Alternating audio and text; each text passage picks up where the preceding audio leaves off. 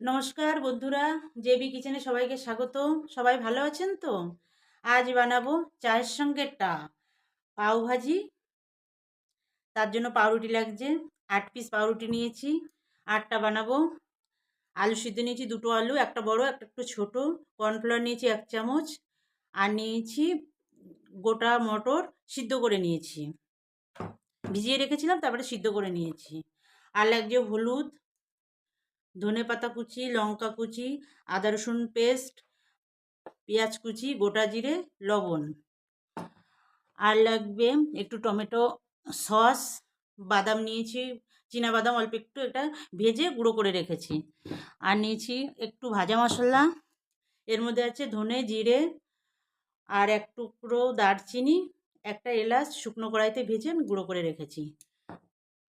আর লাগবে বেসন। তাহলে বন্ধুরা, শেষ পর্যন্ত ভিডিওটা দেখার জন্য অনুরোধ রইল। চলুন তাহলে আমরা শুরু করি। আলুটা মেখে নেব। আলুটা মেখে নিয়ে আমরা পুরটা রেডি করব। তার জন্য কড়াই গরম করে কড়াইয়ে তেল দেব। প্রথমে কড়াই গরম করে পাউরুটিটা সেঁকে নেব। পাউরুটি সবসময় সেঁকে ব্যবহার করতে হয়।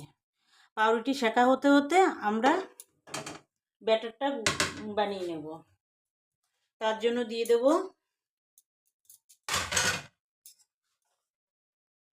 বেসন, কর্নফ্লাওয়ার, 1 চামচ কর্নফ্লাওয়ার দিলাম, আর 4 চামচ বেসন দিলাম। আর দেব লবণ আর হলুদ দিয়ে, আমরা ব্যাটারটা বানিয়ে নেব। বন্ধুরা, পাউরুটি সব সেঁকা হয়ে গেছে, সেঁকে নেওয়া হয়ে গেছে, ব্যাটারটা বানানো হয়ে গেছে। ব্যাটারটা খুব ঘনও হবে না, একদম পাতলাও হবে না, ঠিক এরকম হবে। ব্যাটারটা বানিয়ে 10 মিনিট রেখে দেবো, ততক্ষণ আমরা পুরটা বানিয়ে নেব। পুর বানানোর জন্য এবং ভাজার জন্য আমরা সাদা তেলের ব্যবহার করব। 1 চামচ সাদা তেল দিয়ে দিলাম। পুর বানাতে বেশি তেল ব্যবহার করা যাবে না, 1 চামচই যথেষ্ট।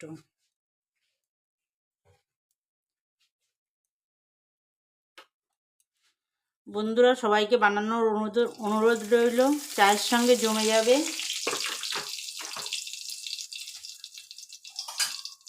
জিরেটা একটু ভাজা ভাজা করে নিয়ে তারপরে পেঁয়াজ দিতে হবে। ভাজা হয়ে গেছে, এবার জিরে ভাজা গেছে, এবার পেঁয়াজটা দিয়ে দেবো। এবার দেবো লঙ্কা কুচি।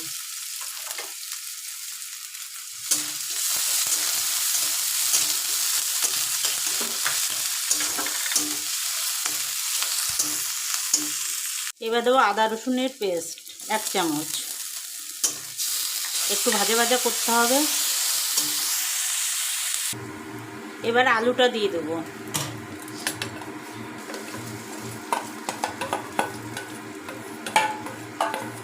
সিদ্ধ আলুটা দিয়ে দেবো। একবার বানাবেন বন্ধুরা, খুব ভালো লাগবে চায়ের সঙ্গে।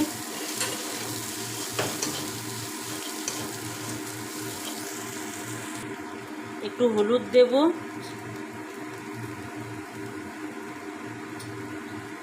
আর লবণ দেব।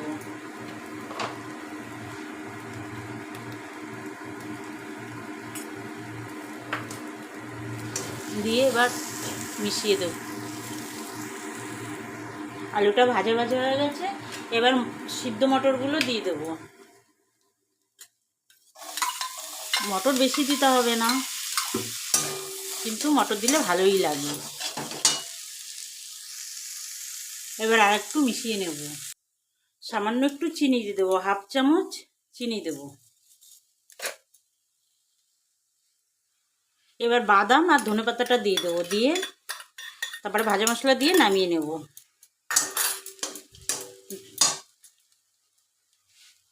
ধনেপাতা দেব।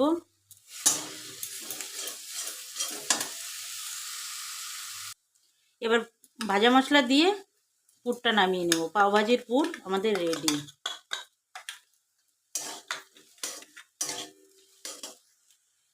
এগুলো রেডি করে নেব। এই যে পাউরুটি এক সাইডে আমরা সস ব্রাশ করে দেবো, এক সাইডে দিতে হবে কিন্তু বন্ধুরা। দুই সাইডেই দেওয়া লাগবে না, এই যে এক সাইডে দিলাম, আর একটা নেব,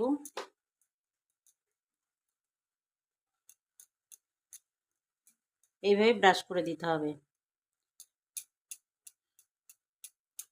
বন্ধুরা আমার পাশে থাকবেন, চ্যানেলটি সাবস্ক্রাইব করে পাশে থাকবেন, কমেন্ট করবেন, শেয়ার করবেন, আমার এই ছোট্ট চ্যানেলটিকে এগিয়ে নিয়ে যেতে সাহায্য করবেন।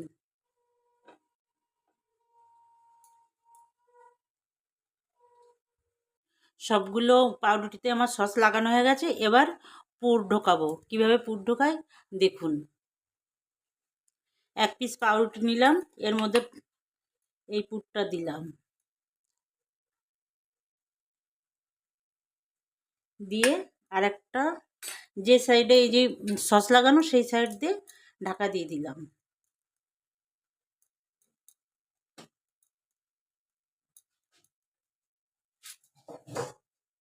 এবার এটাকে পিস করে নিলাম।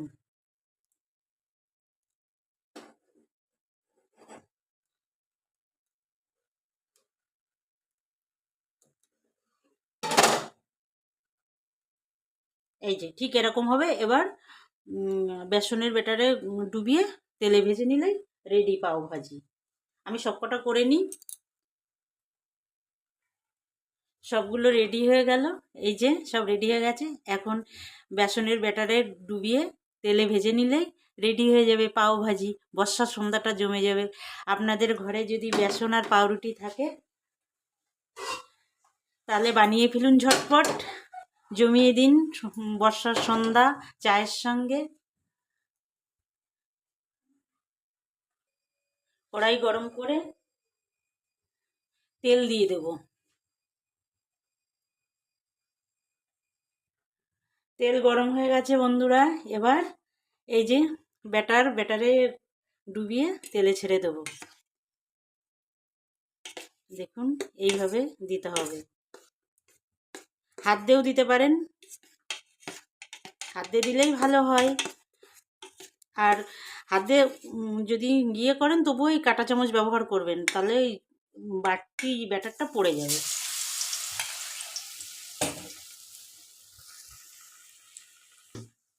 আমাদের ব্রেড পকোড়া ভাজা কমপ্লিট।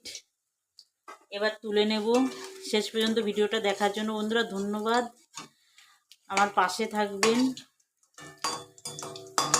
সাবস্ক্রাইব করে আমার চ্যানেলটা সাবস্ক্রাইব করে পাশে থাকবেন।